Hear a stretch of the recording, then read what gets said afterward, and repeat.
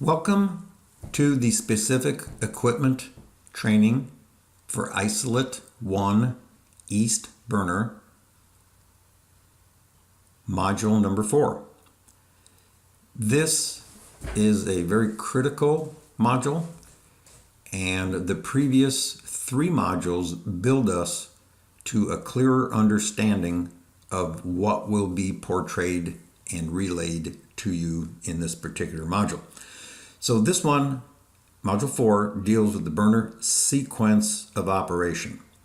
Very critical. If we understand, and again, the important component is to clearly understand what is happening in the process, then we know what to expect when everything is functioning properly. We understand the sequence, what happens first, second, third, and we have a clear understanding of the safeties that protect us as we're going through this.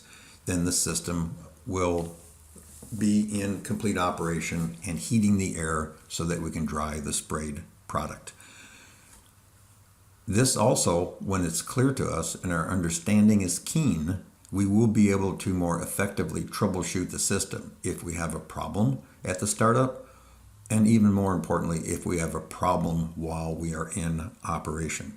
So please pay close attention to all this. Feel free to review this on a periodic basis so that you can increase your understanding of the system.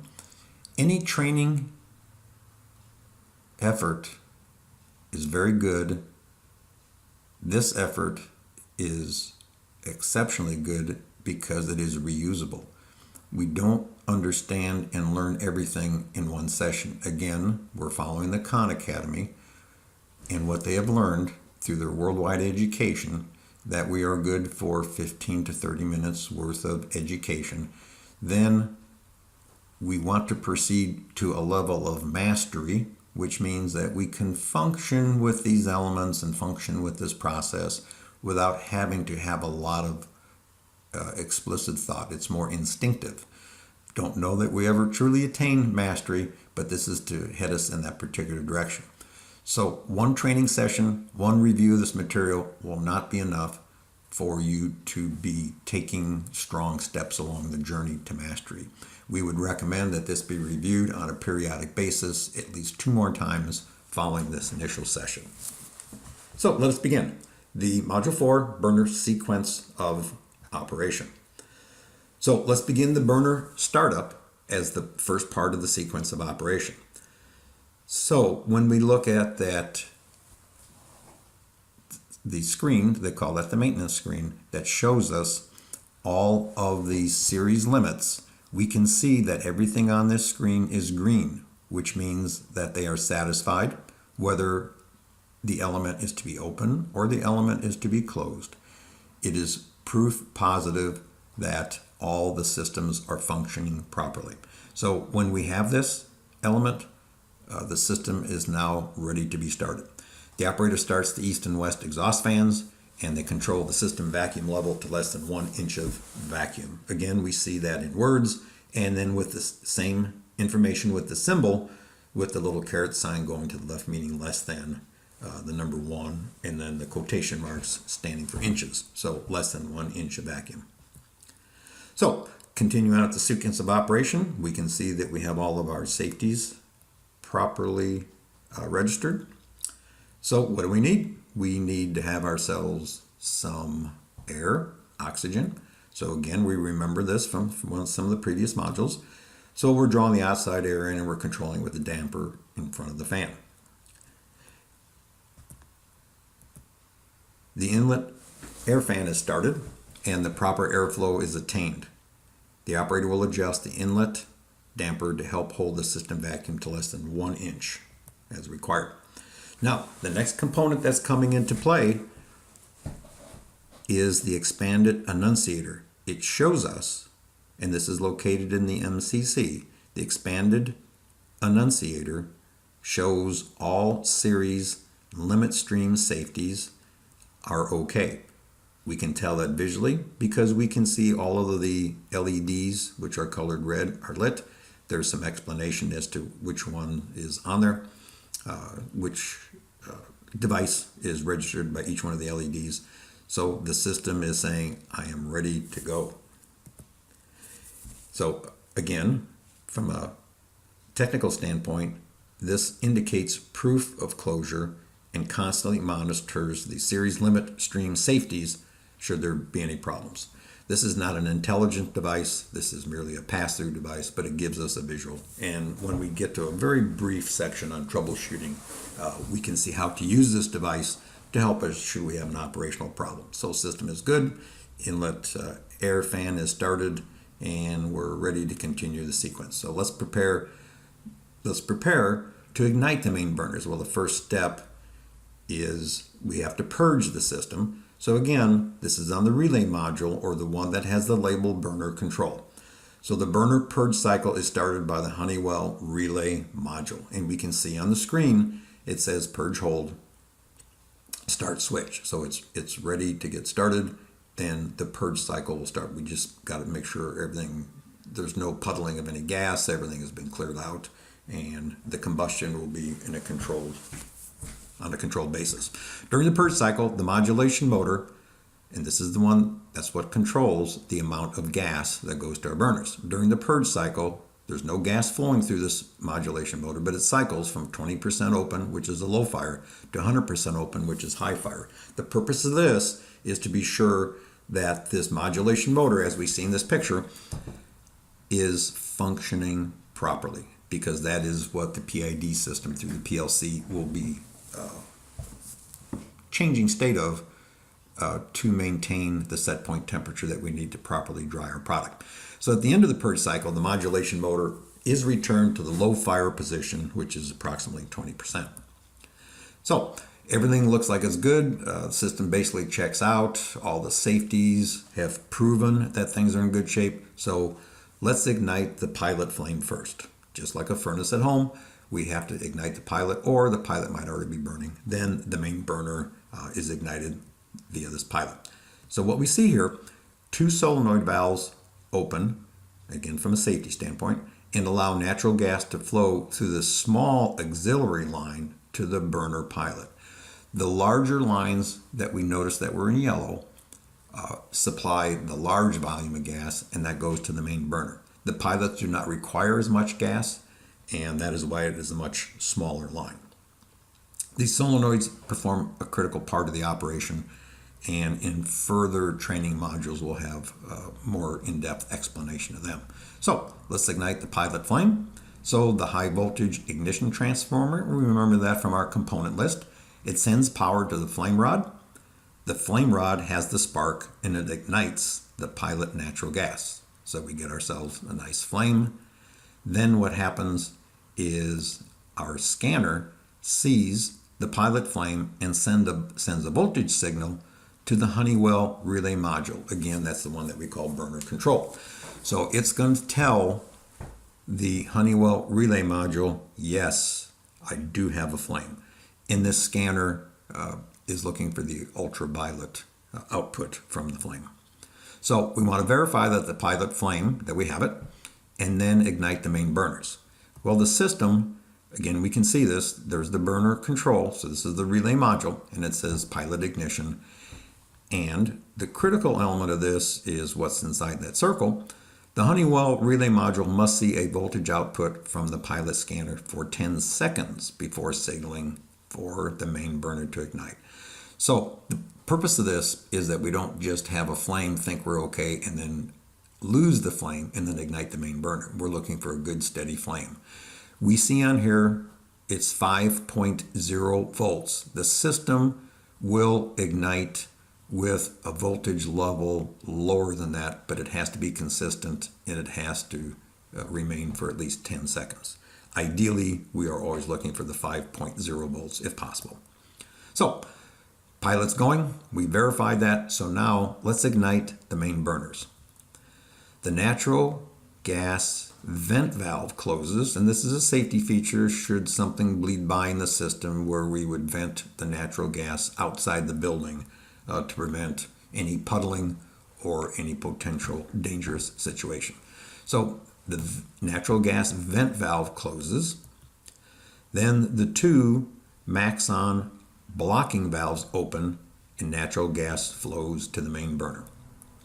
And as we recall, the Maxon valves must open to be able to send the fuel, which is the natural gas, to the burner, but also they will serve the function to close down if any of these series limits change state. So the burner control, again, now it's looking to ignite the main burner, so we can see that. Main ignition, it's getting a signal flame from the burner, so the Honeywell relay module must see a voltage from the main burner scanner for 10 seconds before allowing the system to operate in the automatic mode. Again, it's ideal to have the 5.0 volts and on the main burner. Most likely that'll be the condition that we see. But as long as the voltage reading is steady for 10 seconds, then it says we are good to go. The main burner is ignited. The scanner monitors the burner flame. The PLC adjusts the process temperature. Well, how does it do that? We can see here the PLC monitors the heated air temperature and opens or closes this modulation motor to maintain the set point temperature for proper spray drying. Again, it's part of the PID control system. So this can open and close as required to change the volume of fuel to change the temperature and attain and maintain the set point temperature that we want. Main burner is burning. Our scanner is mounted there. Our scanner is watching it. The main burner scanner monitors the flame, and it takes a sample once every 5 seconds. So it's not constantly monitoring because it's looking for the ultraviolet. There's a little flap in there that opens and closes, and it is just taking a sample. So it's very dynamic. So if anything is changing state within a matter of microseconds, it will be able to see that and then take the appropriate steps for the process. So that concludes the sequence of operation. Now we would like to just briefly touch on some simple troubleshooting techniques. And at this level, for our initial understanding of the system, this is very simple troubleshooting steps.